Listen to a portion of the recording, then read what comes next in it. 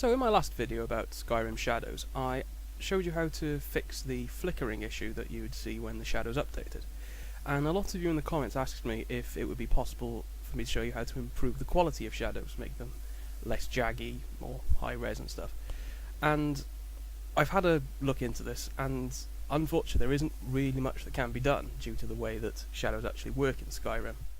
However, there are 2 or 3 options you can play around with, and that's something you're going to have to do really, because with these options there's no real way of saying that this one option in this setting is better than another option. It just comes down to your particular tastes and what you think looks best. So this here is the game on ultra quality settings, and well, you can see there's still a lot of jaggies going on, especially the shadows of buildings and around people and such, and that's about it as far as default quality settings go. In order to get anything better than this, you're going to have to go and tweak the INI files again. Okay, so the file we want is in this directory here, and the file is skyrimprefs.ini.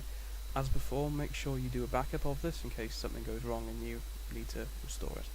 So open this file up, and the variable we're interested in is iBlur deferred shadow mask, and by default this is equal to 3. Now, the higher this number is, the more blurred shadows become, and the lower this number is, the less blurred they become, until you reach 0, which is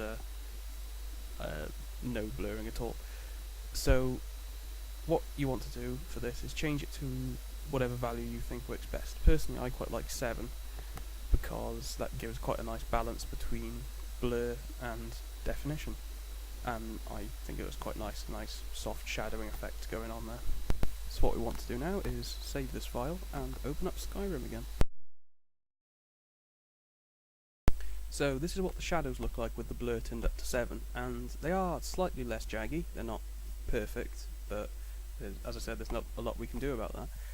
But I do prefer this setting personally. You'll have to play around with it yourself, but it does make everything look a bit softer, a bit nicer than what was on previously. It's probably a good idea when you do change this setting, do have a wander around, you know, have a look in the countryside and stuff, check out the shadows on the trees and rocks and that sort of thing, because this particular area isn't a great example of shadowing, but you get the general idea of what it might look like. Alright, finally, I'd just like to say thank you for watching, and if there's anything else you want me to help with Skyrim, or if there's any other games you want me to take a look at, see if I can help with, just drop me a line in the comments and I'll see what I can do.